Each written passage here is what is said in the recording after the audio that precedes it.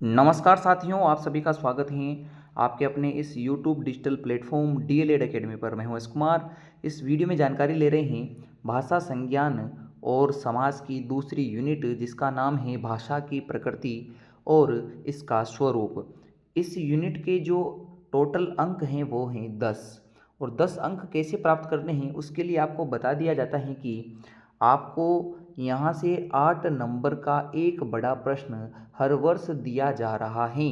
तात्पर्य क्या हुआ? तात्पर्य ये है कि यदि 10 अंक की यूनिट में से एक बड़ा प्रश्न जो 8 अंक का आता है, तो फिर अब केवल 2 अंक बच जाते हैं टोटल नंबर होने में। तो जो 2 अंक बच जाते हैं, यानी कि यहाँ से केवल छोटे ही प्रश्न पूछे जाएंगे। तो एक बड़ा प्रश्न पढ़ना है जो मैं आपको यहाँ पढ़ा रहा हूँ पूरे 5 प्रश्नों के रूप में, और छोटे छोटे प्रश्न आप अपनी सीरीज से ज़रूर पढ़ सकते हैं, जिनको हम अति लघुतरात्मक प्रश्न कह रहे हैं। तो आपको बस दिमाग इतना लगाना है कि छोटे छोटे प्रश्न आप अति लघुतरात्मक सीरीज से पढ़ लेवें और बड़े प्रश्न को यहाँ से पढ़ के जाइए, ताकि आपका पूरे 10 अंक का मैटर तैयार हो जाए। अब इसमें भी इंपॉर्टेंट प्रश्न कौन कौन से हैं?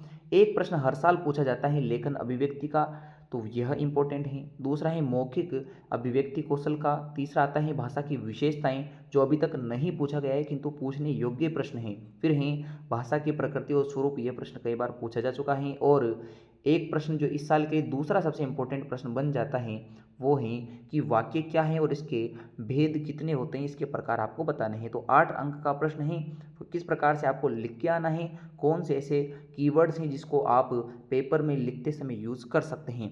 तो शुरुआत करते हैं पहले प्रश्न से। पहला प्रश्न है जो 2018-20 और 2022 में आया हुआ है, तो इस वर्ष 2024 के लिए यह एक इम्पोर्टेंट प्रश्न बन जाता है। तो प्रश्न है कि लेखन अभिव्यक्ति का विकास किन गतिविधियों के माध्यम से किया जाता है। जब भी यह प्रश्न आए तो आपको सबसे पहले इंट्रो बनाना है। इंट्रो का मतलब होता है कि आपको शुरुआत की 5-7 लाइनें लेखन अभिव्यक्ति के बारे में बतानी है, और फिर आप लेखन अभिव्यक्ति की गतिविधियों के बारे में बातें करोगे। तो सबसे पहले यहाँ आपको दिया गया है कि चाहे प्राथमिक स्तर हो या फिर आपके उच्च प्राथमिक स्तर हो, दोनों में ही जब हम भाषा के 4 प्रमुख कौशल देखते हैं, तो ये 4 प्रमुख कौशल हैं सुनना, बोलना, पढ़ना और लिखना, जिनको आप LSRW कहते हैं। एल का मतलब लिसनिंग सुनना, एस का मतलब स्पीकिंग बोलना, आर का मतलब रीडिंग पढ़ना, और डब्ल्यू का मतलब राइटिंग यानी कि लिखना। अर्थात 4 जो कौशल हैं उनमें से लेखन कौशल भी भाषा विकास में महत्वपूर्ण हैं। मौखिक अभिव्यक्ति को अगर हम लिखित रूप दे देते हैं तो वह पूर्णता प्रदान कर लेता है। यदि बोले गए शब्दों को लिख लेते हैं तो वह हमारे लिए पूर्णता प्रदान करने वाली वस्तुओं के समान हो चुकी हैं। लेखन अभिव्यक्ति कौशल का विकास करना है तो हमें निम्न गतिविधियों पर ध्यान देना पड़ता है। तो कैसे हैं, मैं आपके सामने यहाँ चीज़ें एक्सप्लेन करूँगा, और जो मैं एक्सप्लेन करूँ आपको वो वहाँ अच्छे प्रकार से लिख के आना है, और आप भी उनमें अपनी चीज़ें ऐड कर सकते हैं। तो सबसे पहली गतिविधि को कहते हैं चित्र बनाना। जब आप इसको लिखें तो ऐसे लिखें, चित्र बनाना बच्चों के लिए एक प्रारंभिक कार्य है, जहाँ बच्चे चित्र देख के उसको लिखना या उस पर अपनी अभिव्यक्ति करते हैं। तो बच्चों को खाली चित्र दिए जाते हैं जिनमें वो चीज़ें या रंग भरते हैं। उनको चित्र देकर उस पर विचार प्रकट करने को कहा जाता है, जिससे बालक उस चित्र पे आधारित अपनी अभिव्यक्ति को लिखकर जो है बताता है। फिर आगे हैं कि यदि कोई चित्र दिया जाए तो उस चित्र से आधारित कहानी का पता बालक लगा लेता है। अगर कोई पोएम है, कोई कविता है, तो उसका भी पता लगा लेता है, या उस पर आधारित कोई स्लोगन, नारा वगैरह भी हम लिख सकते हैं। तो एक तो हो गया हमारी गतिविधि चित्र बनाना। दूसरी गतिविधि का नाम है निबंध लेखन। निबंध लेखन से तात्पर्य है कि एक कोई विशेष बिंदु दिया जाए जिस पर बच्चे अपने कल्पना के अनुसार जो हैं अपने चीज़ें या अपने मन में जो चल रहा है उस बिंदु को लेकर वह उसको लिख कर बताएंगे। जब बच्चा ऐसी चीज़ें अपने मन से करता है कल्पना के अनुसार, तो वह नवीन जानकारी भी हमें प्रदान करता है। तो निबंध लेखन से लेखन की सबसे महत्वपूर्ण चीज़ें जो हैं वह हैं आपके कि उसकी कल्पनाएं एक नया रूप लेती हैं। फिर हैं श्रुतलेख। श्रुतलेख से तात्पर्य क्या हुआ कि टीचर जोर जोर से बोल के बच्चों को लिखा रहा है और बच्चे सुनकर उन चीज़ों को लिख रहे हैं। तो यहाँ से क्या होता है कि जब बालक श्रुत लेखन का प्रयोग करता है तो उसके अंदर शब्द शुद्धि और वाक्य शुद्धि का गुण अच्छे प्रकार से विकसित होता है, यानी कि उस शब्दों को लिखने में और वाक्यों को लिखने में कम से कम त्रुटियां करता है। तो 3 गतिविधियां हो चुकी हैं। चौथी गतिविधि का नाम है कविता लेखन, यानी कविताओं को लिखता है। जो ऐतिहासिक कविताएं हैं, जो कार्टून आदि पे आधारित हैं, और जो दंत कथाएं हम आस पड़ोस में सुनते हैं, जैसे हमने आप चाची नानी की कहानियाँ सुनी हैं, इसके अलावा हम कौवे की कहानी, लोमड़ी की कहानी, कुत्ते की कहानी आधारित आदि जो कहानियाँ सुनते हैं, यह जो सुनी हुई कहानियाँ जब लिखते हैं तो यह कविता लेखन भी हमारा बच्चों में लेखन अभिव्यक्ति कौशल का विकास करता है। फिर अगला है पोस्टर बनाना। तो पोस्टर बनाने में बालक को लिखना भी पड़ता है, बनाना भी पड़ता है, यानी कि लेखन के साथ साथ चित्र बनाना भी वह सीख जाता है।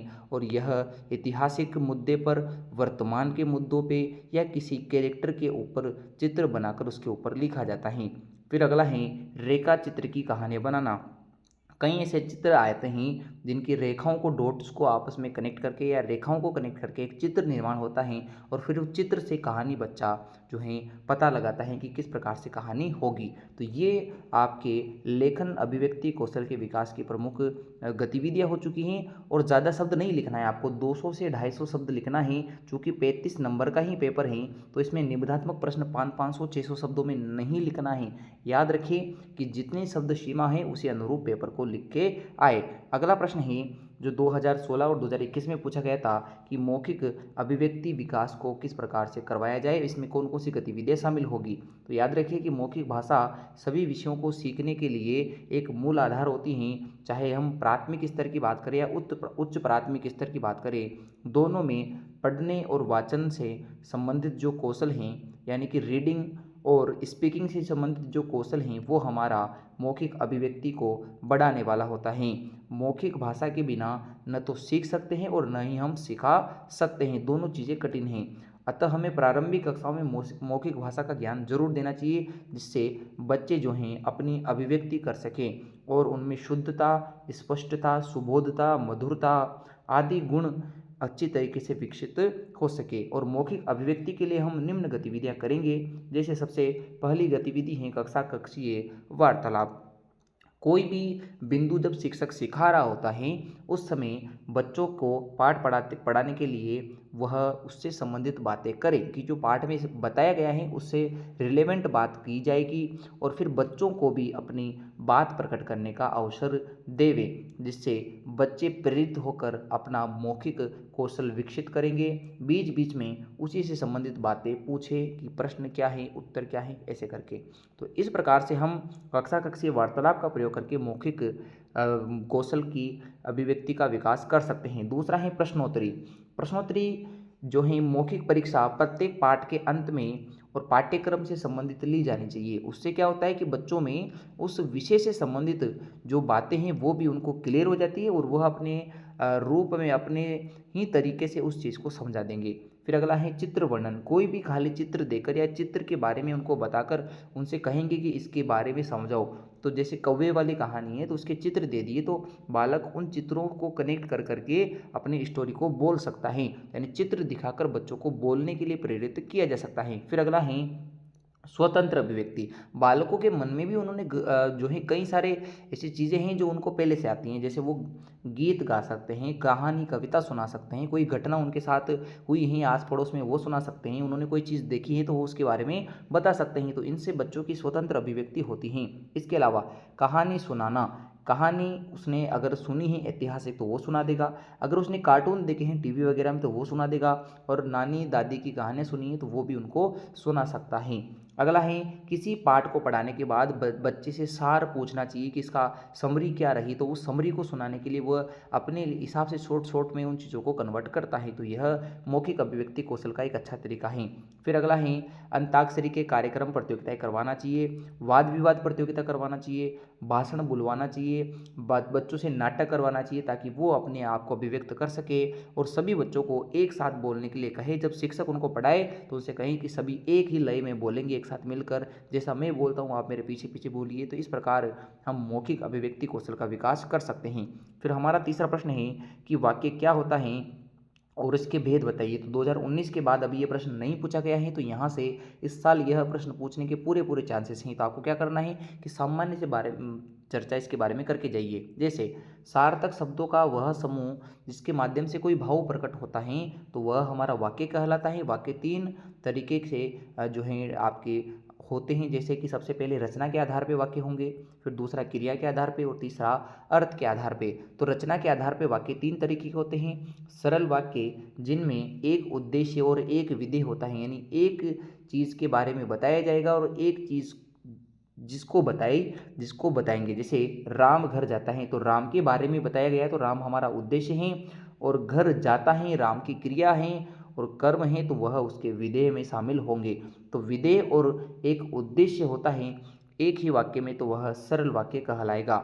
संयुक्त वाक्य दो या दो से अधिक सरल वाक्यों से बना हुआ एक वाक्य होता है जिसमें संयोजक शब्दों का भी प्रयोग किया जाता है। जैसे राम घर जाता है और मैं पढ़ने जाता हूँ, तो दो वाक्य हैं, एक वाक्य सरल वाक्य इधर है और दूसरा सरल वाक्य इधर है। इन दोनों को जोड़ने के लिए एक संयोजक शब्द और का प्रयोग किया है, तो इस तरह के वाक्य संयुक्त वाक्य कहलाते हैं। तीसरा है मिश्र वाक्य, जिसमें एक प्रधान उपवाक्य और उस पे आश्रित दूसरा उपवाक्य होगा, तो यह हमारे मिश्र वाक्य कहलाएगा। यानी कि पहले वाक्य की बात का प्रभाव दूसरे वाक्य पे पड़ेगा, और यहाँ मोस्ट ऑफ टाइम की जो है इसका प्रयोग किया जाता है। जैसे कि आपको सुनकर अच्छा लगेगा, क्या अच्छा लगेगा कि मैं पास हो गया, तो ये मैं पास हो गया यह आश्रित उपवाक्य है, और ये किस पे आश्रित है, पहले वाक्य पे। इसका सेंस तभी बनेगा जब आपने इसके पहले वाले वाक्य को सुना है। तो ये पहला जो वाक्य होता है इसे प्रधान उपवाक्य कहा जाता है।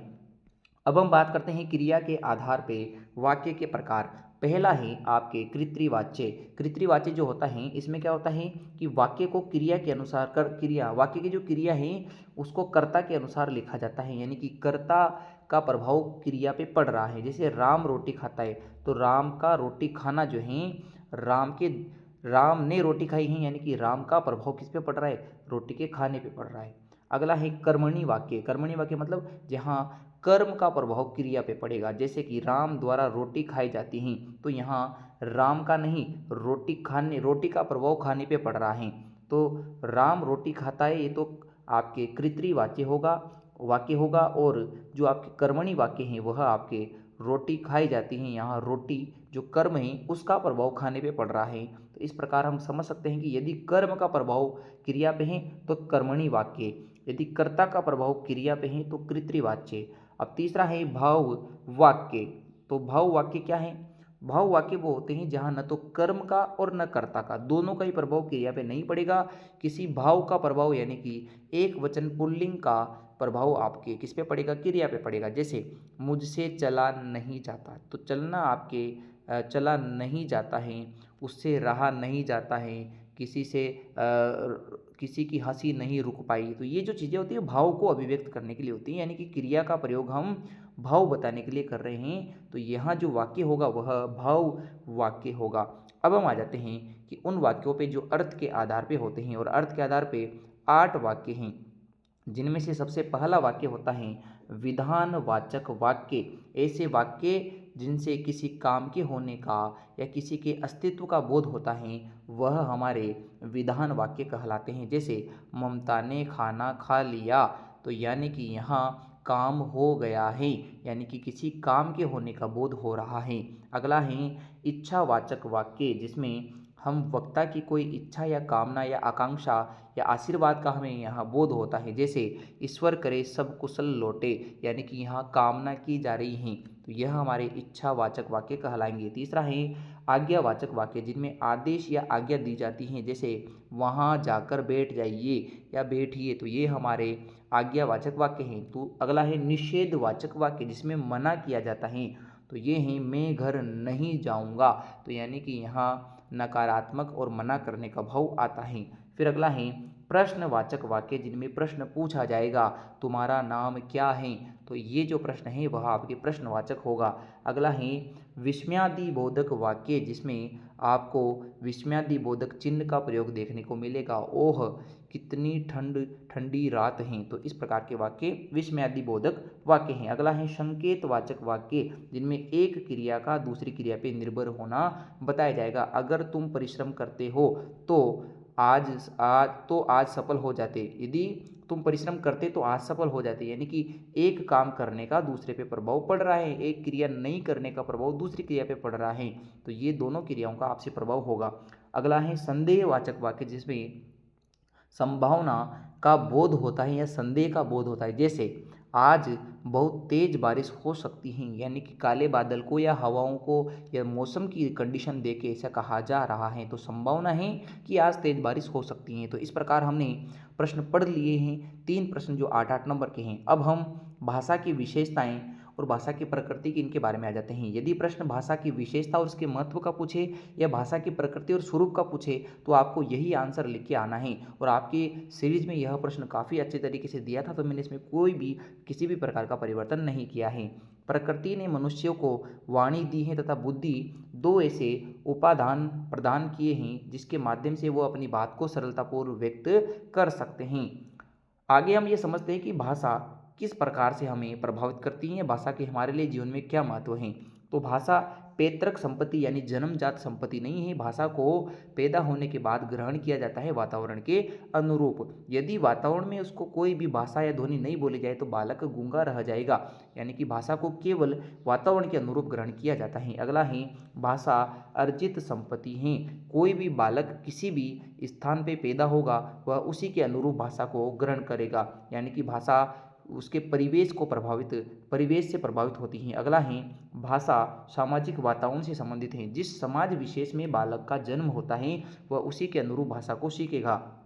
भाषा अर्जन अनुकरण द्वारा होता है। भाषा को फॉलो कर करके सीखा जाता है। भाषा ऐसा तो नहीं है कि आप प्रारंभिक रूप से ही हिंदी या अंग्रेजी बोलना सीख गए थे। हम राजस्थान वाले हैं तो हम अपने क्षेत्र विशेष की भाषा को पहले सीखते हैं, फिर किसी के बोलने कहे अनुसार हम हिंदी को अनुकरण से या अंग्रेजी को भी अनुकरण से सुन सुनकर सीखते हैं।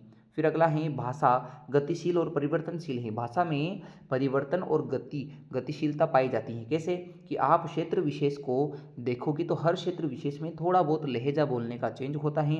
भाषा में कुछ जो है तथ्य चेंज हो जाते हैं, यानी कि हम जो है यह कह सकते हैं कि कुछ किलोमीटर विशेष में भी जो है भाषा का प्रभाव थोड़ा बहुत अलग होता है, यानी भाषा में परिवर्तनता आ जाती है। अगला है भाषा का कोई अंतिम स्वरूप नहीं। भाषा कभी भी पूर्ण रूप नहीं हो सकती है। हम कह सकते हैं कि भाषा का यह जो रूप है वो अमुक रूप अंतिम है, यानी कि यह कभी न खत्म होने वाला रूप है। भाषा बनी हुई तो है किंतु इसका कोई भी खत्म होने वाला स्वरूप नहीं है। अगला है भाषा की जो धारा है वह स्वाभाविकता कठिन से सरलता की ओर है। भाषा जो है हो सकता है कि शुरुआत में आपको कठिन लगे सीखना, किंतु धीरे धीरे वह आपके जीवन को सरलता प्रदान करती हैं। भाषा का संबंध परंपराओं से भी है। एक पीढ़ी से दूसरी पीढ़ी द्वारा जब भाषाएं ग्रहण की जाती हैं तो परंपराएं भी इसी प्रकार से शिफ्ट होती हैं। अगर भाषा ही लुप्त हो जाएगी तो परंपराएं लुप्त होना तो सामान्य सी बात है। भाषा अभिव्यक्ति का एक सांकेतिक साधन है। भाषा के रूप में जो संकेतों को समाज के सदस्यों द्वारा ग्रहण किया जाता है वह आपसी विनिमय के माध्यम से भी होता है, यानी भाषा को विनिमय से ही सीखा जा सकता है, अनुकरण से सीखा जा सकता है। भाषा और विचारों में अटूट संबंध है। विचार के अभाव में भाषा का मूल्य नहीं होता है। यदि विचार ही नहीं है किसी भाषा के अंदर तो वह भाषा भी भाषा नहीं है। और विचारों से ध्वनि उद्भूत होती हैं और ध्वनियों से विचार उद्भूत होते हैं, यानी कि विचार से ध्वनि आएगी और ध्वनि से विचार हैं। और विचार भाषा प्रधान का व विचारों की प्रधानता भाषा की प्रमुख विशेषता है। भाषा है ही तब जब विचारों का आदान प्रदान हो रहा है। अब हम भाषा के महत्व को जानते हैं। भाषा शिक्षा और ज्ञान का प्रमुख साधन है। बिना भाषा के किसी भी चीज़ से संबंधित ज्ञान नहीं लिया जा सकता और कोई भी शिक्षा ग्रहण नहीं की जा सकती।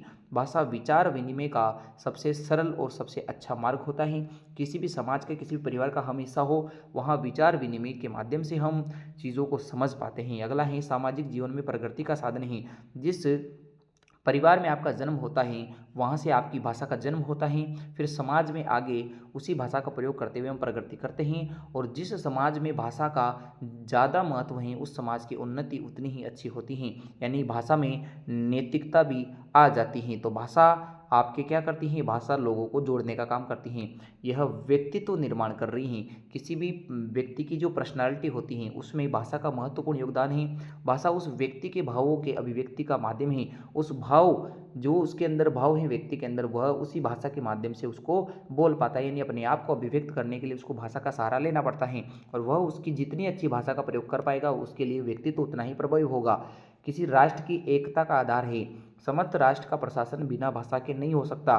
भाषा राष्ट्र की एकता का मूल आधार है। अगर भाषा में अगर एकता होगी तो भाषा आपके देश की तरक्की यानी कि आपके देश की एकता को बढ़ाएगी। अगला है चिंतन और मनन का स्रोत। बिना भाषा के कोई भी व्यक्ति चिंतन नहीं कर सकता, किसी विषय के बारे में नहीं सोच सकता और मन में किसी भी चीज़ को लेकर विचार नहीं ला सकता। अगला है शिक्षा प्रगति का आधार है। शिक्षा से व्यक्ति की जीवन में प्रगति आती है और देश की प्रगति, समाज की प्रगति, परिवार की प्रगति भी इसी पे डिपेंड है। हमारी साहित्य, कला और संस्कृति के लिए भाषा आवश्यक है क्योंकि जो सभ्यताएं प्रारंभिक थी और वर्तमान में जो चल रहा है और जो हमारी कल्चर हैं, जो हमारी आर्ट फॉर्म हैं, उसको हम भाषा के माध्यम से ही अभिव्यक्त करके दूसरों तक पहुंचा पाते हैं।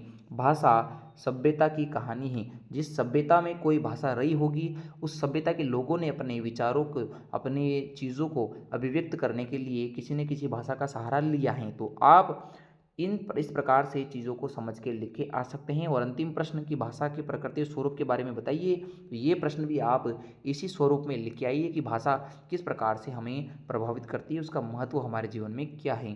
तो हमने अच्छे प्रकार से सभी प्रश्नों को समझ लिया है। अब आपकी जिम्मेदारी है कि आप इस पढ़ाई गई चीज़ों को अच्छे प्रकार से लिख के आवे।